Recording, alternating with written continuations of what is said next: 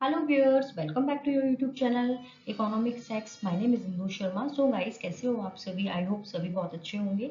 So guys, हमने previous class में देखा था Indian economy on the eve of independence के कुछ points like colonial exploitation of the Indian economy under the British rule and features of Indian economy on the eve of independence, agriculture sector की क्या position थी on the eve of independence, right? Industrial sector देखा था, foreign trade देखा था। आज हम समझेंगे infrastructure on the eve of independence. ये भी बहुत इंपॉर्टेंट टॉपिक है और इससे रिलेटेड क्वेश्चंस आपके क्लास 11-12 में तो रहता ही है, बट पीजीटी, आपके competition paper and graduation level, यानी कि कहीं ना कहीं इन टॉपिक से इंटरलिंक करके क्वेश्चंस पूछे जाते ही जाते हैं, राइट? तो देखेंगे हम किस तरीके से इंफ्रास्ट्रक्चर जो था वो ड्यूरिंग ब्रिटिश राज इफेक्ट हुआ था हमारे इंडियन इकोनॉमी में और क्या इसके पॉइंट्स रहे थे। तो फर्स्ट है economic changes and social changes. ठीक है, इकोनॉमिक चेंजेस हुए थे एंड सोशल चेंजेस हुए थे। क्या क्या इकोनॉमिक चेंजेस हुए थे? जैसे कि ट्रांसपोर्ट में चेंज हुआ था, ठीक है, कम्युनिकेशन हो गया हमारा, एंड बैंकिंग, पावर, एनर्जी, ये सारी चीजें हैं। एंड सोशल चेंजेस के अंदर आते हैं educational growth of educational, health and housing facilities. ठीक है, ये सारी चीजें आती हैं हमारे किसके अंदर? सोशल चेंजेस के अंदर। बट किस तरीके से ड्यूरिंग ब्रिटिश राज यानी कि ड्यूरिंग ब्रिटिश गवर्नमेंट इन सब चीजों का ऑब्जर्वेशन किया गया था, वो हम देखेंगे। फर्स्ट इंट्रोड्यूस हुआ था रोड, यानी कि रोड किस लिए हुआ था? यानी कि जो भी इंफ्रास्ट्रक्चर फैसिलिटीज अपडेट हुई थी या जो भी infrastructure facilities on the eve of independence by British government, Indian economy में जो भी इंप्रूवमेंट हुआ था वो ब्रिटिश इकोनॉमी को और अच्छा करने के लिए किया गया था। ठीक है, नो डाउट आज उसका कहीं ना कहीं हम लोगों को ही फायदा है। रेलवे का आज हम ही यूज करते हैं एंड रेलवे को इंट्रोड्यूस ब्रिटेन ने ही करवाया था इंडिया के अंदर। बट उस टाइम पर किसने इंट्रोड्यूस करवाया था? ब्रिटेन ने करवाया था। लेकिन उसका जो मेन मोटिव था अपनी इकोनॉमी को, अपने मार्केट को लार्ज लेवल पे इंक्रीज करना, एक्सप्लोर करना और अपनी मार्केट को बढ़ावा देना, है ना, अपने ग्रोथ को, अपने डेवलपमेंट को इंक्रीज करना। तो रोड को किस लिए करवाया था? ताकि जो रॉ मटेरियल क्या होता था? एक्सपोर्ट होता था।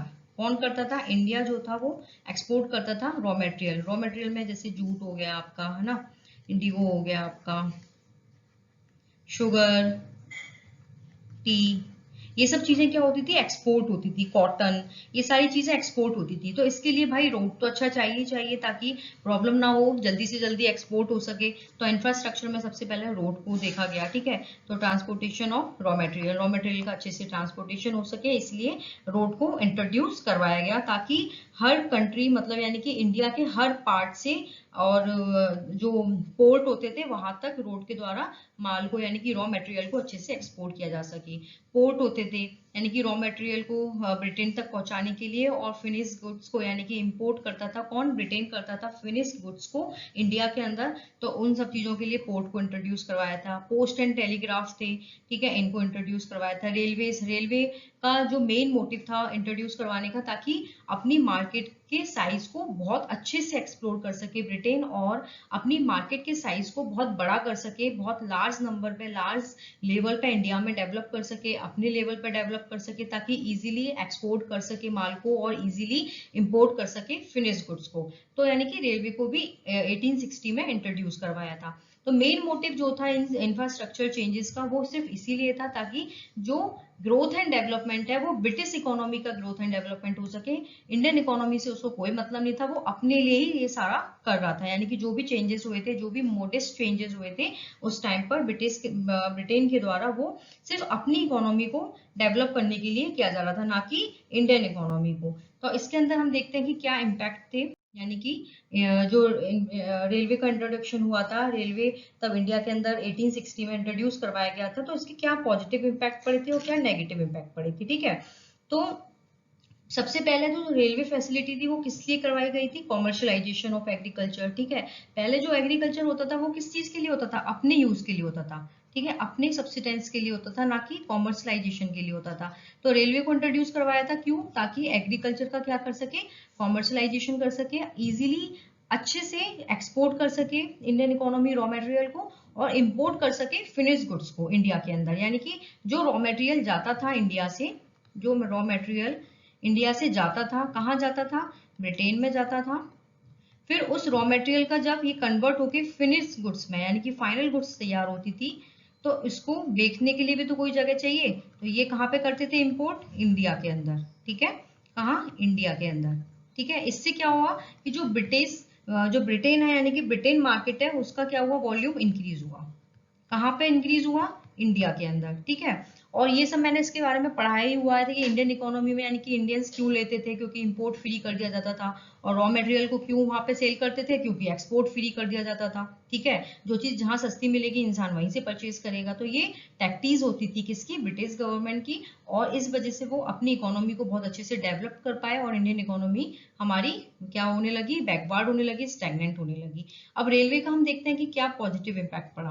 देखो, ये तो है कि चेंजेस तो किए ब्रिटिश गवर्नमेंट ने। ठीक है, रेलवे को इंट्रोडक्शन तो करवाया इंडिया के अंदर, बट उस टाइम पे वो अपने बिजनेस को इंक्रीज करने के लिए ये सब करवा रही थी, ना कि वो इंडियन इकोनॉमी को इंक्रीज करवाने के लिए। ठीक है, तो अपना पॉजिटिव इम्पैक्ट क्या हुआ था कि डोमेस्टिक मार्केट का एक्सपेंशन हुआ। ऑफ कोर्स जो एग्रीकल्चर यानी कि जो प्रोडक्शन होता था, जो फार्मर्स करते थे, वो अपने सब्सिडेंस, अपने खाने पीने के लिए, अपने यूज के लिए करते थे। एक कॉमर्शलाइजेशन जो था वो उस चीज को समझते तक भी नहीं थे। ठीक है, तो इस चीज के लिए इस वजह से क्या हुआ, एक तरह से उनके दिमाग में ये भी आया कि नहीं, हमें प्रोडक्शन ज्यादा करना है ताकि हमें सेल करना है। तो कहीं ना कहीं अपने ओन यूज से वो कन्वर्ट हुए मार्केट में। ठीक है, तो ये हमारा एक पॉजिटिव इम्पैक्ट था। कॉमर्शलाइजेशन एग्रीकल्चर था, ये हमने देख ही लिया। ठीक है, जो भी डिस्टेंस थी यानी कि जो रॉ मटेरियल को हम एक्सपोर्ट करते थे तो बहुत डिस्टेंस कवर करनी पड़ती थी। ठीक है, क्योंकि फैसिलिटीज नहीं थी। तो रेलवे यानी कि ट्रेन आने की वजह से क्या हुआ कि उस डिस्टेंस को हम कम कर पाए। तो ये भी एक पॉजिटिव इम्पैक्ट पड़ा।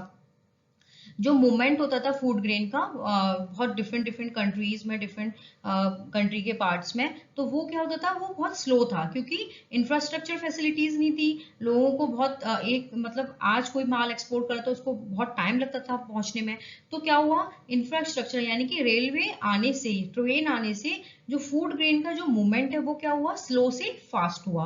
तो ये एक पॉजिटिव इम्पैक्ट पड़ा। नेगेटिव इम्पैक्ट क्या पड़ा भाई कि ब्रिटिश इकोनॉमी जो है, ब्रिटिश गवर्नमेंट, उन लोगों ने क्या अपनी मार्केट को एक्सप्लोर किया इंडिया के अंदर।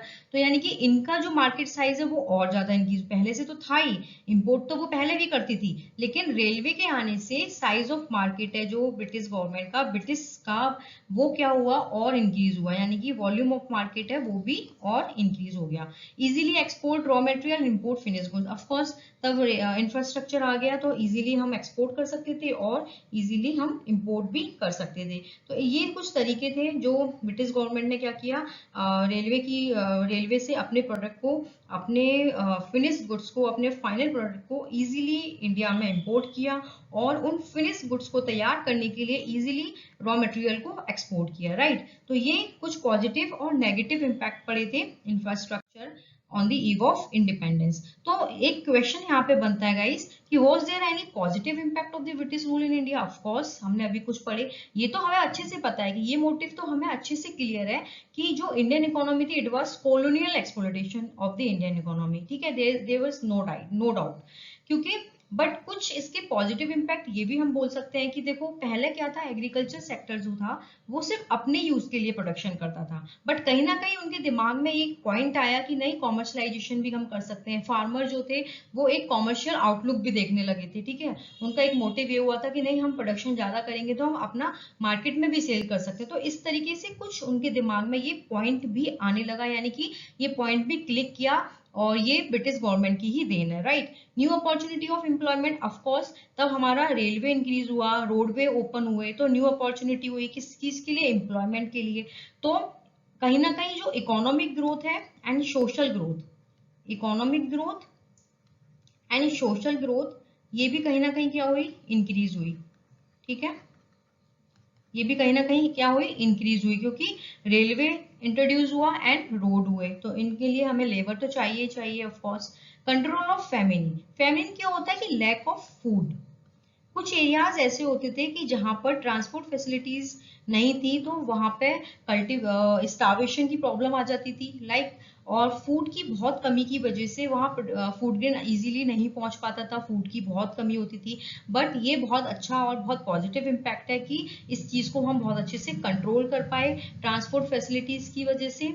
और इजीली हम जो फूड ग्रेन का जो मूवमेंट है वो इजीली हम क्या कर पाए, अवेल कर पाए, और जो लैक ऑफ फूड एरियाज है उनको भी हम अच्छे से कंट्रोल कर पाए। तो ये हमारा बहुत इंपॉर्टेंट एंड पॉजिटिव पॉइंट है। और ये इससे रिलेटेड पर्टिकुलर एक क्वेश्चन हमेशा बनता ही बनता है, और समटाइम्स आपको ऑब्जेक्टिव फॉर्म में भी देखने को मिल जाता है। नेक्स्ट आता है monetary system of exchange. Monetary system पहले क्या था कि गुड्स के बदले गुड्स, यानी कि बार्टर एक्सचेंज था, गुड्स टू गुड्स, इसको हम बोलते हैं barter exchange system. But positive impact क्या हुआ कि तब ये सब चीजें इंट्रोड्यूस हुई, रेलवे, रोड और इंफ्रास्ट्रक्चर फैसिलिटीज में कुछ चेंजेस आए, तो मॉनेटरी सिस्टम में क्या होने लगा, कन्वर्ट हो गया। तो कोई भी जब एक्सचेंज होता था तो क्या होता था कि वो मॉनेटरी सिस्टम में यानी कि मनी फॉर्म में कन्वर्ट होता था, कि हम जो सामान आपको एक्सपोर्ट करेंगे तो उसके बदले में हम मनी लेंगे, और इंपोर्ट करेंगे तो मनी देंगे। There was no barter exchange, इस चीज को कन्वर्ट किया गया था। ठीक है, तो ये एक पॉजिटिव इम्पैक्ट हमें देखने को मिला। एंड नेक्स्ट है एफिशिएंट सिस्टम ऑफ एडमिनिस्ट्रेशन। ये भी बहुत अच्छा है कि जो एडमिनिस्ट्रेशन सिस्टम था वो भी धीरे धीरे इंप्रूव होने लगा। हमारा जो इंडियन लीगेसी है वो कन्वर्ट होने लगी। पहले हम ब्रिटिश के एडमिनिस्ट्रेशन सिस्टम पर डिपेंड करते थे, बट इन सब चीजों के इंट्रोडक्शन के बाद हम अपने ही यानी कि आफ्टर इंडिपेंडेंस हम अपनी इकोनॉमी और अपनी लीगेसी पे डिपेंड होने लगे। तो ये कुछ पॉजिटिव इम्पैक्ट थे जो हमें देखने को मिले थे during British rule of India, during infrastructure changes, and ये कुछ पॉजिटिव इम्पैक्ट हैं गाइस, और इससे रिलेटेड डिटेल्ड में क्वेश्चंस पूछे जाते हैं। सो आप, आई होप आपको ये समझ आए होंगे points. So if you like, so do subscribe and share my channel. Thank you guys, thank you so much.